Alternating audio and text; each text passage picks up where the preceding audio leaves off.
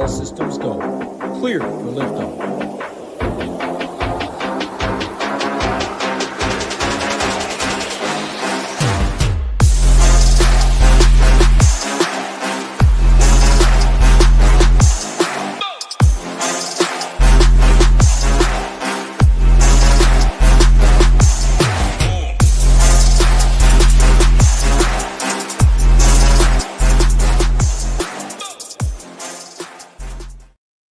What is going on, Ship It Nation YouTube station? We are back with another edition of the NBA show. It's your boy Ham in the seat. Got my boy Rio riding shotgun with me. Super close the other night, Rio. Second place finish. We got a great group in here listening to us. Hope everybody had a good week out there. Rio, I gotta tell you something, man. I was in Phoenix this week, the West Coast, the best coast. Did not visit my boy Tidal, but I rode in a Waymo for the first time ever. A little driverless car out there. It was kind of freaky at first, but man, that's the new wave. Love me a Waymo. But what's going on, man? How's your week been? Tell me about your second place finish, and how's everything else going? First of all, I'm a little disappointed to hear that you're supporting Waymo and all these high-tech companies now.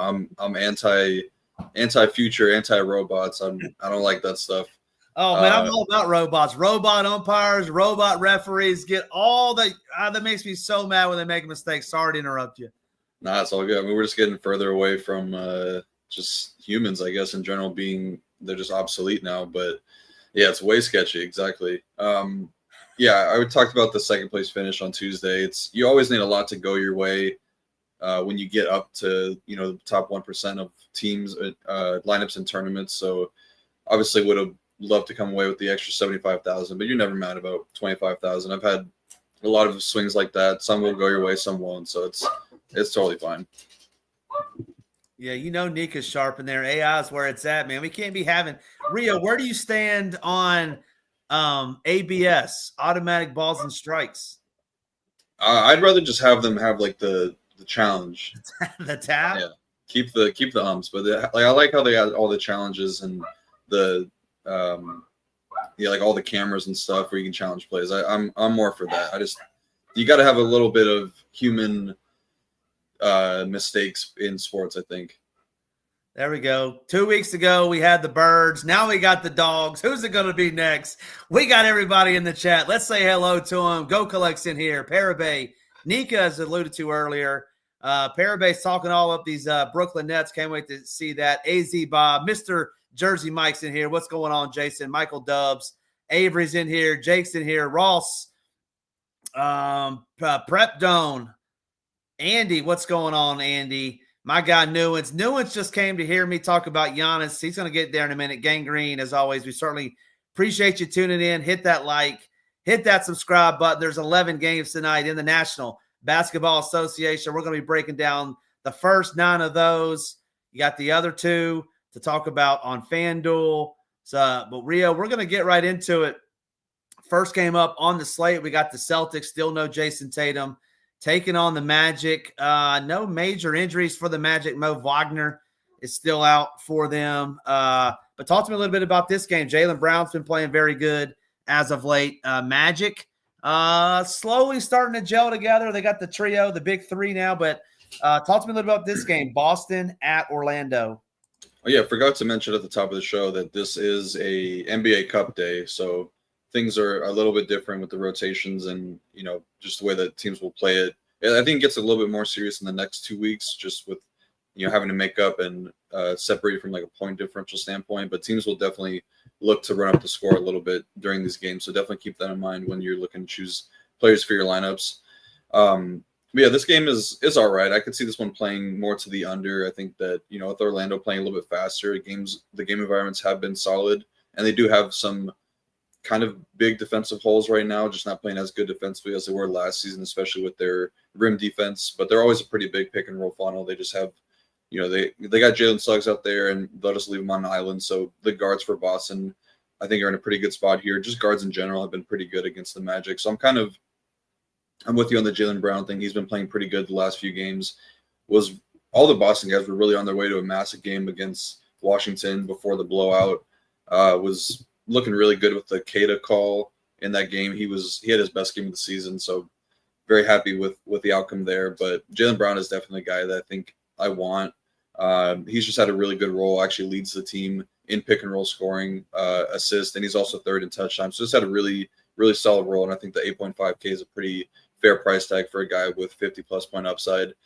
So I think he's good, coming into the game in pretty good form after a few big games. I think he's solid. Not playing Derek White right now. He's just shooting the ball terribly. I think he's like efficiency-wise the worst shooter in the NBA right now. He'll get it going eventually, but I'm going to need to wait and see it before spending upwards of 7K for a guy that's shooting this poorly. And kind of the same thing for Pritchard. He's a little too pricey for a game environment like this. So I'm okay just getting Jaylen Brown in terms of the spend-up guys. And then you should definitely be keeping Keita in your player pool just because he is a pretty strong per-minute guy. Was trending for pretty high minutes in that last game. And if Boston does care about the NBA Cup, they'll probably want to win this game in a big way. So I think Keita would be a guy that they turn to for maybe upwards of like 25 to 28 minutes. A value play that I'm going to be keeping in my player pool as well, though, is Anthony Simons. 4.5K is a really good price tag for him. He was normally in like the low 5K range to start the season, but now he's sub 5K. 4.5K is a good price tag for a guy that can get hot in that six-man role. And like I said, guards are really where you want to attack Orlando, so I think he's pretty solid. But definitely a max 2 spot for Boston. And for the Magic side, I don't really like these guys at all. I think the price tags are a little bit too expensive. Matchup-wise, it would be the best for Bane, just with the way that the Celtics give up a good amount of three-pointers. But he's shooting the ball really bad, almost as bad as Derek White. I think he's shooting 28% from deep this season. A guy that they brought in to really help in that area. He just hasn't done it yet. But we know that he is talented. Eventually he'll get it going. But he just hasn't really shown enough for me to want to invest in him tonight. So I'm okay not really getting into too much Orlando. You can always make the case for Paulo and Franz at these prices and with their potential upside, but I think there's way better spots in the slate to attack. Yeah, excellent breakdown there. I agree with a lot of the things that you had to say. I struck a nerve with the AI talk, Rio. Got a lot of AI buzz in there.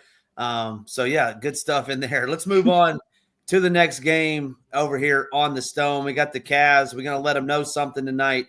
Who's talking trash to Donovan Mitchell in the 2K streets? Taking on the Wizards. Keyshawn George, a late add to the I think he's questionable, Rio. Woke up with an illness. So any interest in some of those bench guys or starters for the Wizards to take his minutes? He's been playing well this year. Darius Garland, his second game back, didn't do much in his 26 minutes the other night. DeAndre Hunter, who missed the other night, he's back as well. The only guys missing for the Cavs, you're still missing Max Strus and your boy Lonzo Ball and Deed Wade are out, and then Bilal Coulibaly is officially out for this Washington team. Talking about this game, Cleveland at Washington. Yeah, I'm happy to hear you say my boy Lonzo Ball, because I actually am a big Lonzo Ball truther. I've always liked his game. Yeah, we got to work on the pronunciations there. You said Bilal Coulibaly and then Keyshawn George. I did just learn today that it's Keyshawn, I think. It's spelled that way, but you just think that it's Keyshawn. But we got to work on the Bilal pronunciation for sure. Bilal Powell Jr.? Yeah, exactly. Bilal Powell was a running back for the Jets back in the day, right? That's right. That's right. He had that stretch of a couple good games, I think. Oh, yeah. But yeah, for this one, I think last game for Cleveland, I definitely underestimated or maybe overstated the Darius Garland and Jared Allen returning to the lineup in terms of taking away usage of guys. If anything, it's just going to make their offense better. Like, this was a team that was really struggling offensively leading into that last game. Obviously, playing Philadelphia does help because I just don't think that they're really that great defensively. But adding a guy like Darius Garland, where they really were missing some of that, I don't know what you would call it, like the quarterback of the offense, essentially, really helped them. And then adding Jared Allen to add it to take Mobley away from the center spot, put him back at the 4, I think definitely helped them overall offensively. And that led to a huge game for Donovan Mitchell. Like you said, he was getting apparently trash talked on 2K the night before. So we got to have some ears in the online streets and in video games, I guess, to get those type of narratives. But regardless of all that, like, this is a good spot for Cleveland here. Washington's one of the worst defenses in the league, really just giving it up all over the place. Their transition defense is really bad. And now without Bilal Coulibaly in there, they pretty much lose their only good defensive player on the team. And like I said, with it being an NBA Cup game, even with them, the Cavs projected to win by double-digit points. We could see them run up the score, and maybe if we get normal minutes from these guys, we could get some outlier ceiling performances. But I really just like Donovan Mitchell here a lot at 9K for the reasons mentioned with no Coulibaly and with how the Washington Wizards give up a ton of transition points. I just think that it sets up really well for Donovan Mitchell here. And with Garland returning last game, his usage still held up 33%, led the team in assists in that game as well. I think the numbers will start to even out a little bit between him and Garland as Garland does get healthy, but it's only a second game returning, so he might still be limited somewhat. But yeah, I think this is a really good spot for Donovan. Really good spot for the bigs as well, Mobley and Allen. You could make the case for either one of them. I kind of am struggling to see what the true upside is for Mobley now, especially with the team fully healthy. They were running a lot of the offense through him earlier in the season with Garland out, but I think with Garland back, he might be the guy that gets impacted the most. I really like the spot for Jared Allen, though. I think that he's an extremely high upside center option tonight on a slate with a lot of really good options. I think that he is a guy that could go overlooked. Just a really good spot for bigs against the Wizards. They've been a team that just continuously gives up a ton of fantasy points to opposing center. So he's my second favorite option on Cleveland tonight, but Donovan's the clear number one. For Washington side, I think you could make the case to fade this team, but unless we get news that Keyshawn George is going to be out, that will open up a starting spot. And Parabay did say he thinks it's going to be Corey Kispert. Very well could be him. It also could be Justin Champagnie. They talked about the last time that Champagnie started, it was just kind of keep the rotations fluid. They didn't really want to change too much there, so he might get the start, but that would open up a value play. We might need it though, because like for me, I'm really looking to spend up for Giannis, Giddey, and then potentially Anthony Edwards tonight. If I can get three of those guys and playing one of these value plays allows me to do that, then I'd be cool with that. I don't love the spot for Sarr, but it's kind of tough to overlook how well he has played this season, really taking a really, really big leap in his second year. I think I'm just going to avoid this matchup, though. It's too tough of a spot against the front court for Cleveland. They just have too many good defenders down low, so I think I'm going to get away from Sarr here. But if Bob Carrington is starting, I think he should be starting tonight, then he'll look pretty good. 4K is a good price tag for him, played 31 minutes, probably pretty safe from blowout as well. I think that he'll get the better matchup. If I'm ever looking to attack Cleveland, it's going to be with guards, just with Garland and Donovan Mitchell not really being too great defensively. But yeah, I think the Washington side, more than not, is going to be a stay away for me. What about these? I know you talked about some of these Cleveland guys, but are you worried about a blowout and them only playing like 28 to 32 minutes? Like, can they put up a ceiling performance in that type of environment? You said the Cleveland guys? Yeah, I definitely think so. It's just I honestly think that even if the game's a blowout, we'll see normal minutes from these guys. At least that's what I'm going to be hoping for, and you definitely be hoping for that if you're playing them. But yeah, I think that 32 is enough for these guys to hit value for sure. Nice. Excellent breakdown. Let's say hello to some more people that came in late. Take down what's going on. Metro Booms in the house. Andrew Martinez, my guy, Philly Phantom, in here as always. We certainly appreciate you tuning in. Make sure you hit that like. Make sure you hit that subscribe button. Oh, yeah. And that's another thing, too. Yeah. You see they pull that up. You can talk about that. Yeah. It's blowouts do kind of matter. I think that teams kind of start to care about it more from the point differential standpoint, like next week and the week after. But it does matter. Some teams will take it. You don't really know like which teams are going to be taking it seriously. I think some teams have like higher aspirations. So I could see a team like the Cavaliers not really caring too much about an NBA Cup game, but who knows? But yeah, the point differential thing definitely matters. So it's something to keep an eye on for sure. Yeah, excellent stuff. Excellent questions in the chat. Moving on to the next game, we got the Raptors taking on the Trae Young-less Hawks. And I remember 7 days ago, Rio, what did you say? You said you're overweight on Jalen Johnson, and all he did was go out and put up a 57-point DraftKings performance. So shout out to you for last Friday. Can Jalen Johnson do it again against this Toronto team? This Toronto team, I like some of their pieces. They just got like too many pieces, in my opinion, that can do some things. You got Barnes, you got Ingram, you got Barrett, you got Quickly. So talk to me a little bit about this game. Who do you love on the Hawks side and anybody on the Raptors that you're going to tonight? I want to go back to the point differential stuff really quick because the Cavaliers did lose their first NBA Cup game, so they do have quite a bit of points to make up. -11 is the point differential right now in their group. So yeah, a big win would definitely go a long way. So it might just be full minutes for Cleveland here. But yeah, in terms of this game, I think this is one of the better games on the slate, just from a true like game environment standpoint. Should be two teams that play fairly fast and tighter rotations, and like you said, with no Trae Young in there, you start to know where the points are coming from for Atlanta. The Raptors are definitely improving defensively after a rough start to the season, but still a team that gives up way too much at the rim. They've been able to limit transition, and the Hawks are a team that does like to get out and run. They're taking away three-pointers, so it's really not that great of a spot for how Atlanta likes to score if they're looking to get out and transition here. But for the Hawks defensively, it's kind of similar as well. They give a little bit more in transition this season, but are under towards the bottom half of the league in rim defense. And then Toronto's a top 4 transition offense as well. So pretty good spot for Toronto offensively, I would say. It's going to be just, I think, Quickly and Barrett for me on Toronto, Scotty Barnes and RJ Barrett here for Toronto.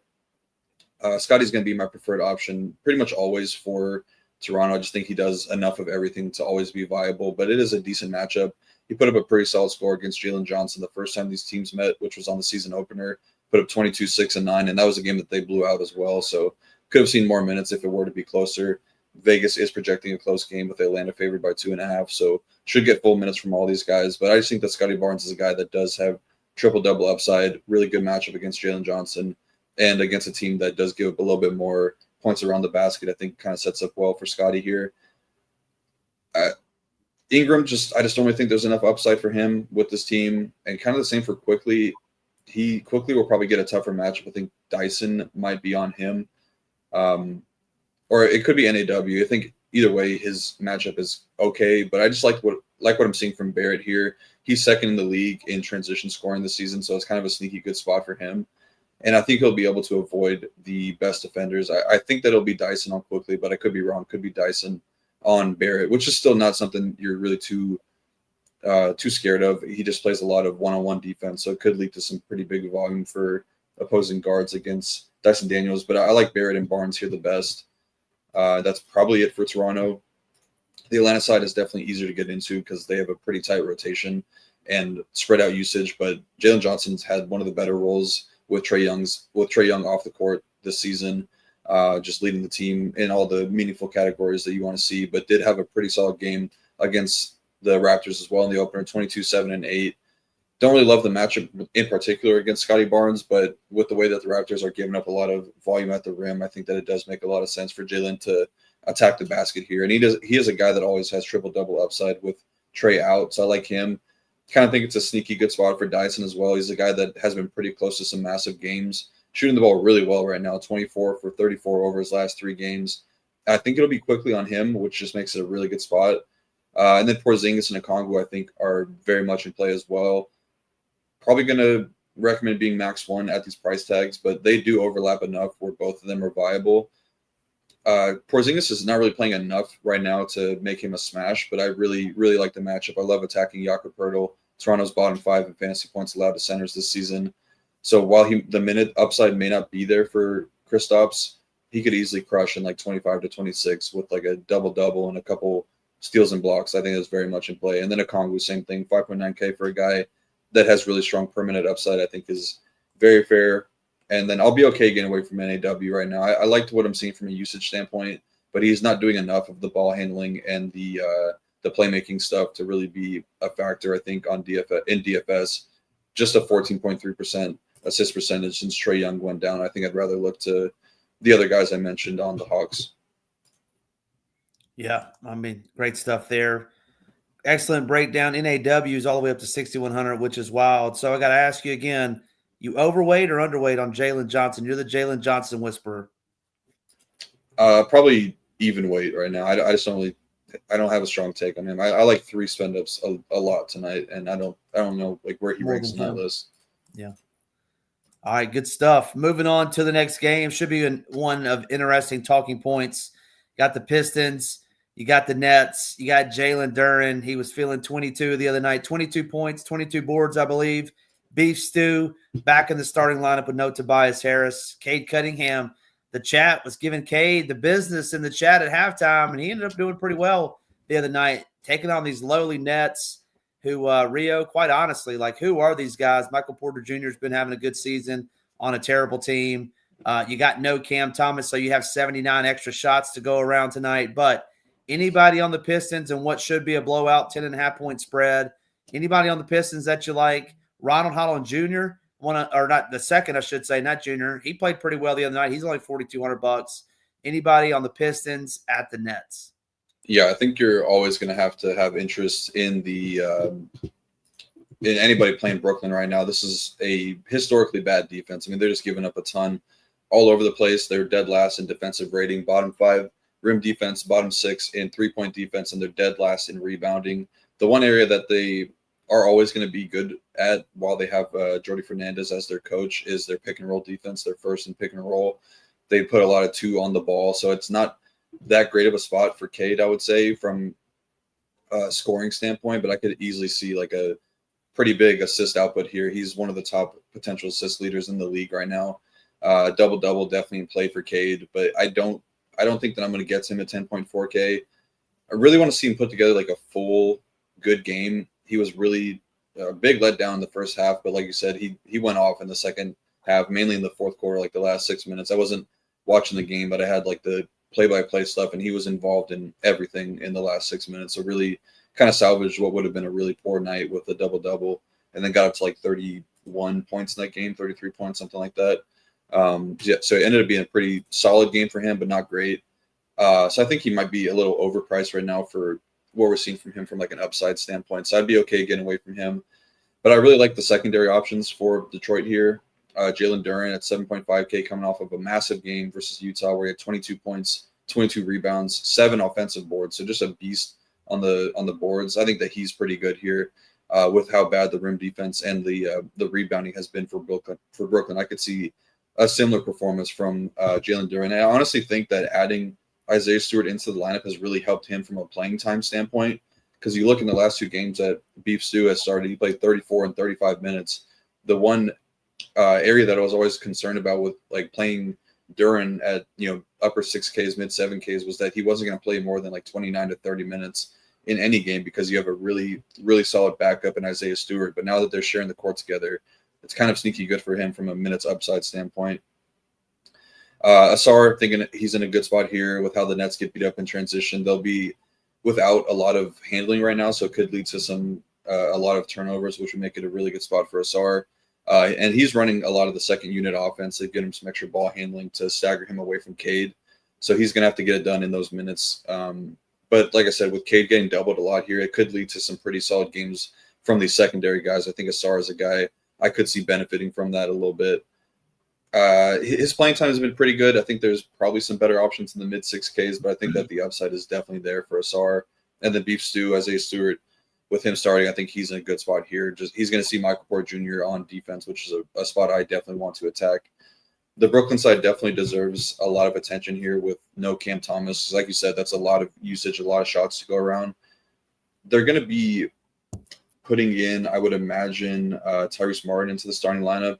I always recommend to proceed with a little bit of caution with him just because the range of outcomes is really wide. He's just not that great of an NBA player, like definitely not that great offensively. But I mean, if he's playing 30+ minutes, the opportunity for fantasy points are definitely going to be there. But like Parabay said, I think it's going to be really tough to get away from Michael Porter Jr. here. Just the usage is going to be really good for a guy that's 7K. I think that he's definitely underpriced from a role standpoint. I think that the range could be pretty wide for him, but his role has changed a lot since coming over from Denver. Like he's asked to be on the ball a little bit more. I think at one point he was leading the Nets in assists per game. So definitely changed from a role standpoint. And I think that the area that you want to attack the Detroit defense would be with 3-point shooters, just with how elite their rim protection has been this season. So it's not a terrible matchup for him. So I like Porter Jr. A good amount here. And then I also like Claxton. He's been really good from a point per minute standpoint with Cam off the court. He's also they've been running the offense a lot through him more the last few games. If I were to give out like a free bet, I don't really do a lot of betting, but I've been trying to dabble in the pick'em stuff a little bit more with underdog legal out here in California. But I like the assist number for Claxton at 3.5. It was 2.5 for his last game. I think that hit in the first half, but I like the 3.5 assists for Claxton here for sure. We're taking the over? The over there. I like that. All right, lead pipe lock it in. Claxton 3.5 over assist. But yeah, if I had to rank these value plays, I would probably go Clowney, MPJ, Claxton. I didn't really touch on Clowney, but he should get the start, and he does provide a little bit of handling in an offense that's going to be without a lot of it. So I like Clowney, Claxton, MPJ, and then probably Tyrese Martin, Terrence Mann, and Day'Ron Sharper, I would say, are in like the tier 2 bucket of value plays. Yeah. Man, those Nets, like you said, they always scare me, Rio. You just never know what you're going to get with those guys. And freaking Jalen Wilson could play 40 minutes and you just would never know. What about you did? Why don't, at least I didn't hear it, but Ronald Holland, nothing. You don't like him, or did I miss that? I didn't really mention him. I think he's fine. Like, definitely cheap enough to add into your player pool. Probably don't want to play more than I think on this big of a slate, probably like a max one of Holland and Stewart, or Holland and Asar, because I think that those three are kind of the guys that are pushing and pulling with their minutes a little bit. Yeah. Okay. All right. Excellent breakdown there. Let's move on to the next game. Next game, we got the Rockets taking on the Spurs in the Battle of Texas. Interesting things to talk about here, Rio. You got no De'Aaron Fox still yet to make his season debut. Dylan Harper, point guard 2.0. He's also out, missing his second straight game. Backup center and former Vanderbilt great Luke Cornett is going to miss the game tonight. And then nobody really out for the Rockets. DFS is out, but you got Wemby all the way up there at 12-3. You got, I'm going to say Shingun, whatever his name is, at 9-5. I would think he could just bully ball Wemby down there, the beanstalk. But any love for anybody in this game? Rockets at the Spurs. Wemby put on some muscle in the offseason. I don't know if you've been watching a lot of Spurs game, but he definitely looks a little bit bigger. And the rim defense has been great for San Antonio. So and Sengun is also like, he's not. Wouldn't say he's like a physical presence. He's kind of like a finesse, Sabonis, Jokic type of player. But yeah, I don't think he's going to be bully balling Wembanyama at all. But yeah, I think that this game is more so one I'm going to be viewing than actually investing in DFS wise. I just don't really see it. I don't see the upside in this game as much. These are two really good defenses. Houston's playing really good. I think they're one of the top teams in the West now. Just overall, obviously the OKC is probably the best team in the league right now, and they're still dealing with injuries, but Houston's got to be pretty close behind them. They're first in offense right now. It's 6th in defense, so one of the best net ratings you'll see in the league. But the Spurs are 2nd in defense, 13th in offense. Definitely could see them struggling a little bit here. I think not having Dylan Harper is going to hurt them, but they'll be getting Fox back pretty soon. I think they said he's making his debut on Saturday. So that'll definitely help them, because they're going to need, just with the way that teams are playing defense on Wemby right now, is making it really tough for him. I think you need somebody else to kind of free up some of the offense for him. I think the only one I'm really considering I guess there's two guys I'm kind of considering on Houston right now, and that'd be Amen and KD.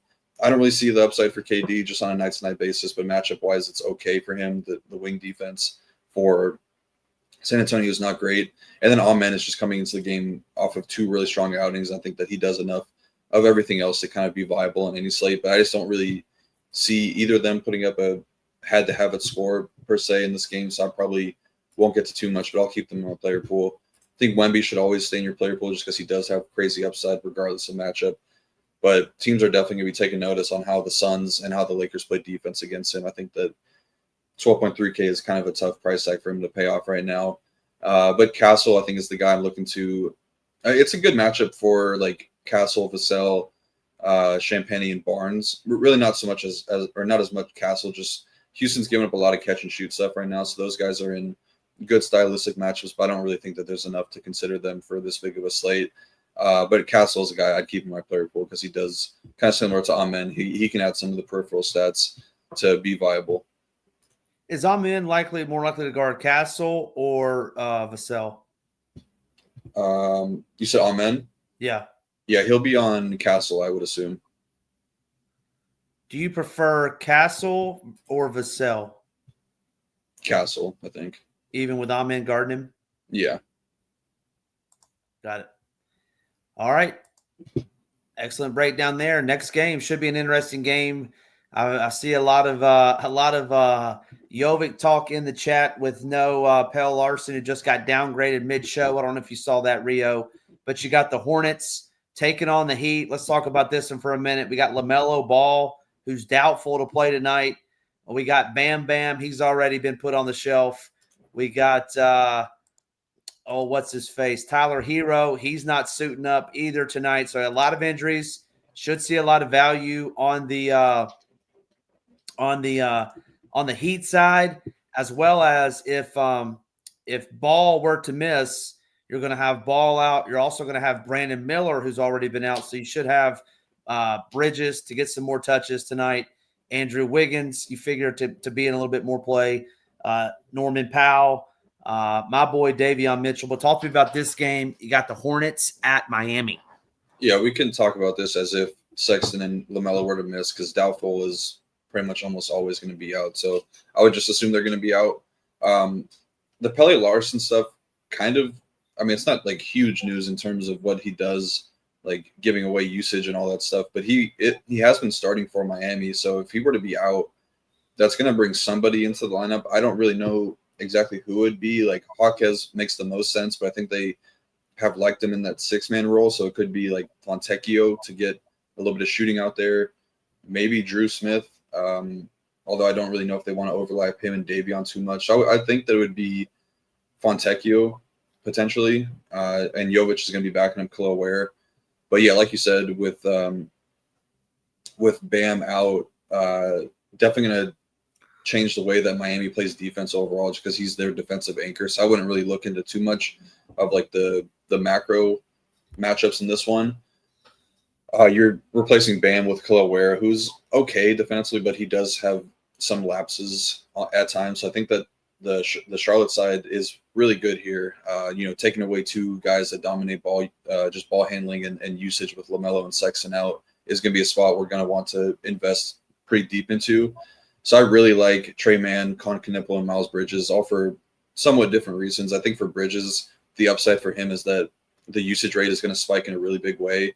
35% usage rate in a small sample of minutes with those guys off the court. But even like dating back to last season, we have a pretty large sample of Bridges on-off numbers with those guys out of games. And he was averaging around 45 DK points per 36 minutes, which is pretty solid for his price tag.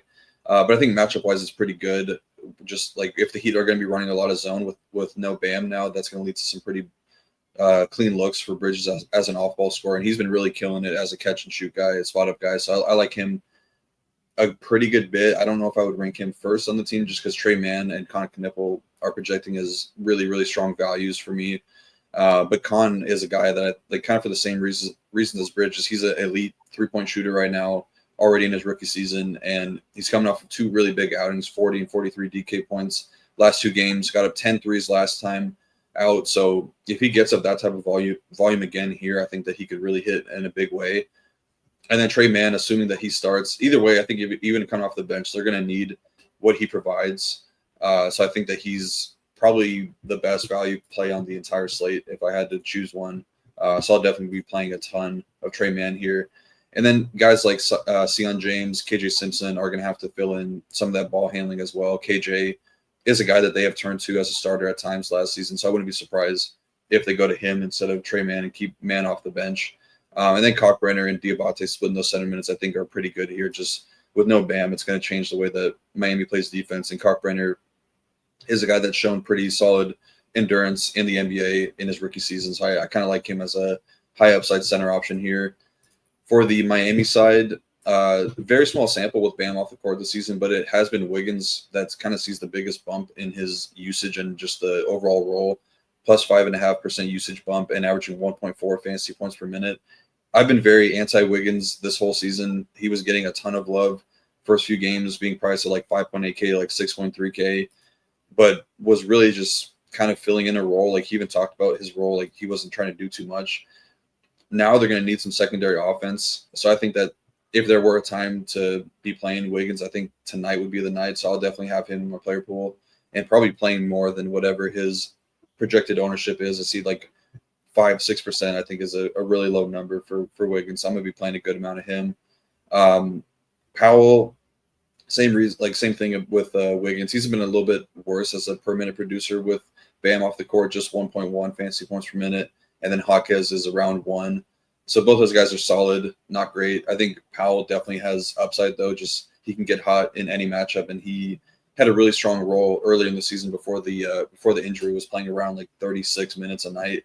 So if he gets back to that here after playing 31 in his second game back from injury, I think that he's definitely viable. And then Khalil Ware, probably going to be playing 30-plus minutes here, I would imagine. If things go poorly, it's going to be Jovic that's playing ahead of him. So I would pair those guys together and maybe play their projections a little bit closer because Spoelstra's been very quick to pull the plug on Ware at times when he's not doing well. I think it's an okay spot. Cockburner's a decent rim protector, but Charlotte's still allowing the 4th most fantasy points per game to opposing centers. So DVP-wise, very strong play considering Ware. And he averaged 36.8 DK points per game without Bam last season, had a couple really big games. But I think it's a different situation this season with Jovic kind of being a guy that they want to get a longer look at. Yeah, so right down there, a couple questions for you. With LaMelo and Colin out, who do you think starts? Trey Mann, KJ Simpson, one, both? And then do you kind of elevate those guys that are going to be starting as opposed to coming off the bench? I think Zion James started a game or two earlier in the season as well. He's been starting the last few games I think he's been like slotting in for Miller at the 3, so he should stay in there. I think that it's going to be Mann, but like I said, they've gone to KJ at this, like some of these similar spots last season. I think Mann missed a lot of games last year too, though. But I think it's gonna be Mann. I kind of like Mann regardless. That would definitely make me like KJ a little bit more, but I think Mann is gonna have a role in this offense regardless if he's starting or off the bench. And then you mentioned the Heat going to a zone maybe a little bit more with Bam being out. And I remember last year the Heat were a big-time three-point funnel. My boy Damian Lillard, thanks him for that. But are the Heat still bad at guarding the three-point shooters? And if so, obviously Khan shooting 10 last game. I like him a lot more. But are the Heat still bad at defending the three-pointer? I could pull the numbers up real quick. I don't think they've been as bad as they have in years prior. It's also very early. Yeah, they're giving up around 3 per game, which is bottom 10 in the league. They're giving up 14.5 per game, which is bottom 10 in the league. So, yeah, still same style of defense under Spoelstra as normal. So, yes, a good spot for three-point shooters for sure. Con it is, and Ham's giving out his play of the day. It's his boy. I mentioned him earlier, Davion Mitchell. I really like Davion. I'm going to go out on a limb, Rio. 40 points for Davion. Not real life points. We're talking daily fantasy points. 5,500 on DraftKings.com. 4,600. I love me some Davion tonight against these backup guards. He's going to eat their lunch, get steals, rebounds, assists, and get some points. Give me Davion to go for 40+ on DraftKings tonight. Moving on to the next game, we got my boy Ja. Can't hit a three-pointer to save his life. We got the Mavericks. I don't think they've won many games this year. Cooper Flag missing pull-up jumpers to tie games. D'Lo letting us down once again as mega chalk. Anthony Davis slated to miss another one tonight. Rio, I got to be honest, my Grizzlies, we're struggling this year. When you start a guy by the name of Jock Landale, you know you're going to be in for a long season. But any love for anybody on this Mavericks team, any love for any of these Grizzlies, trick or treat Tony Allen getting arrested. Maybe he rises from the dead. We play for my boy TA tonight. These teams have both been very underwhelming to say the least to start the season. I think it's been like pretty embarrassing Dallas has been embarrassing to start the season. This was a team with kind of finals aspirations, and they're one of the worst. I think they're actually the worst team in the West right now, giving up a ton of rim points. Just their on-ball defense is non-existent. Really a spot that you definitely want to attack. So I am kind of in on Ja tonight. There's a lot you can say about Ja, like all the drama off court and on court, I guess too. But like with the the coach drama, there's all the talk about all the trade speculations as well. But if there was a time for him to really kind of silence the noise, I think it would be in this matchup. I just don't really see anybody that's going to be in front of him that could stay in front of him and that could really slow him down. They're still playing him full minutes, so he's obviously still had his role, 34 and 35 minutes in the last 2 games. and two of the tougher matchups that you'll see for opposing guards with the Thompson twins guarding him and really holding him to some low scores in those last few. I think that he's going to cook whoever's in front of him. I think it's going to be Max Christie. I think that he goes off against him. So I do like Ja a good bit here, 8.6K, very good price tag for him. I think that Cedric Coward probably needs to be starting for this team. He's been one of their better players and just continues to come off the bench for KCP. I think he should be starting. Either way, he's playing starter-like minutes. I like him the second best. And then so somebody mentioned the bigs for Memphis. Jock Landale is the guy you're looking at.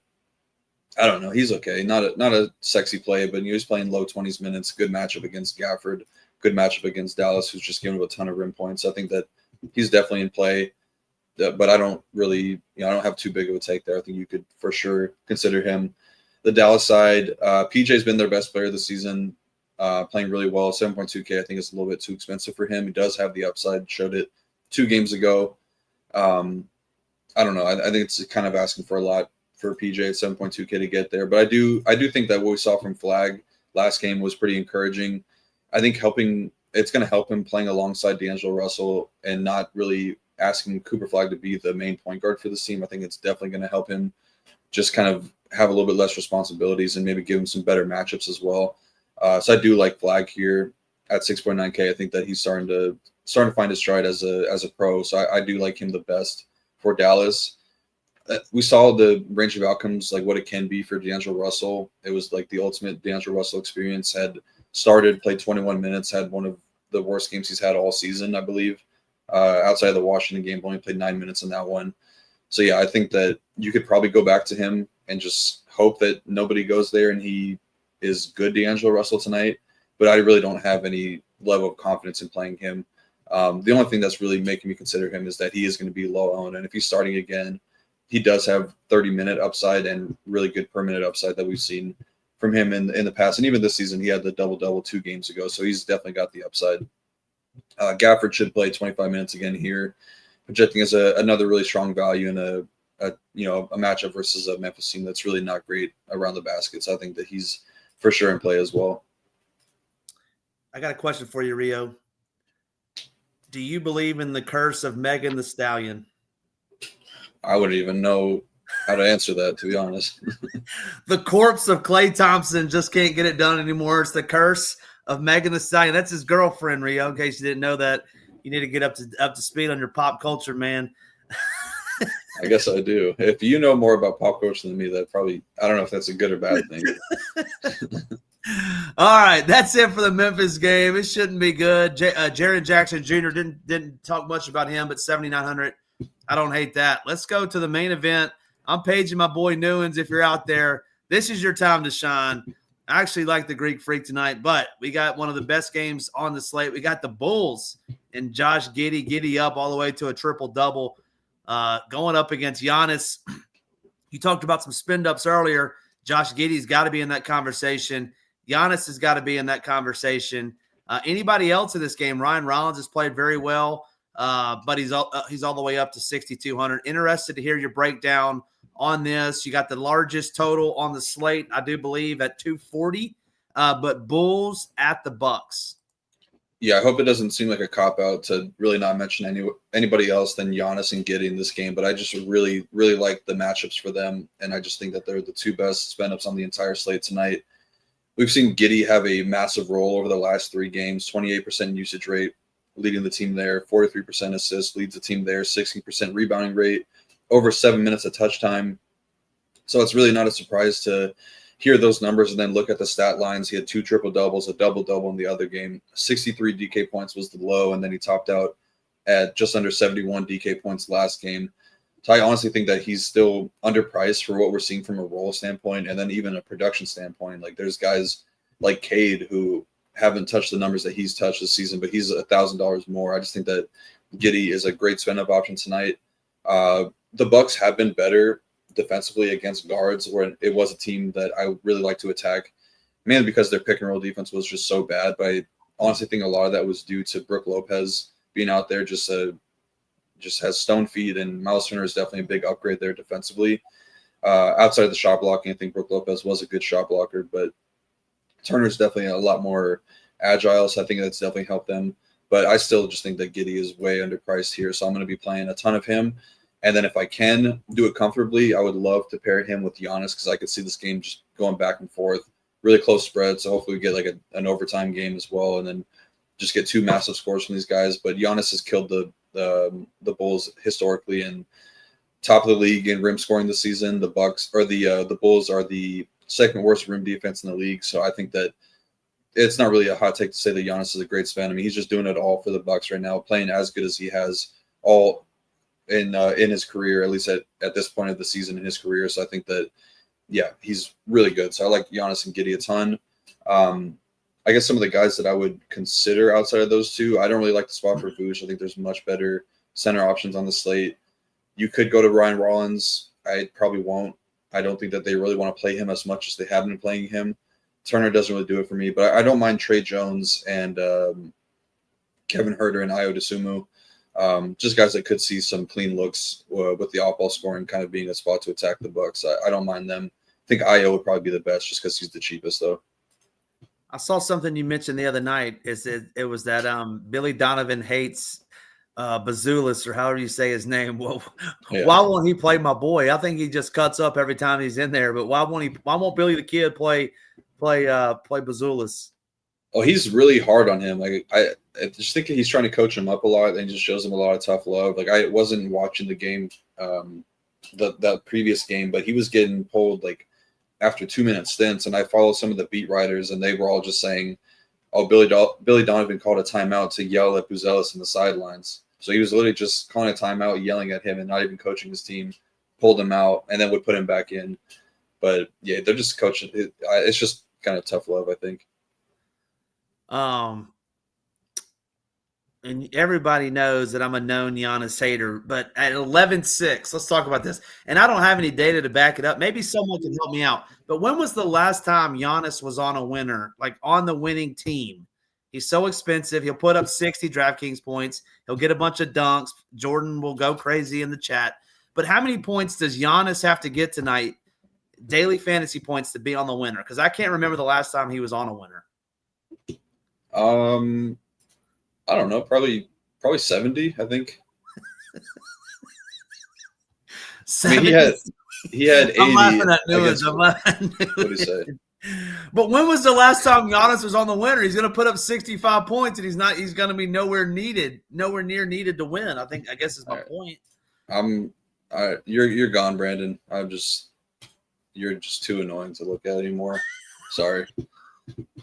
Can't this guy's just flooding the fucking comments with just shit. All right.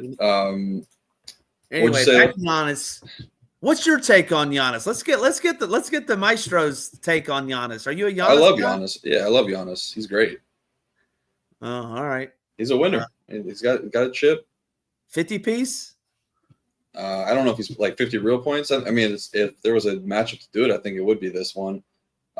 He's kind of being like limited though a little bit. He's not played more than 38 in a game since the opener or since the second game of the season. So I don't really know. They're not really trying to like play his minutes, like bump up his minutes a ton right now. So gonna need to be efficient in the minutes he does play. But I think that it's just a great matchup for him. Yeah, no, I was referring to the 50 piece when he went to Chick-fil-A after they won the title. I thought that was pretty funny, and he was ordering a 50 piece from the lady. You gotta watch these videos, Rio. You gotta be watching these videos after they win chips. But Giannis, I'm gonna say not on the winner tonight, under 65 points. Who scores more points? Let me put you on the spot, Rio. Joshua Giddey or Giannis, however you say his last name, daily fantasy points. Act like you don't know how to say his last name. He's been one of the best players in the league for like the last 10 years. All right, who scores more tonight? Daily fantasy points.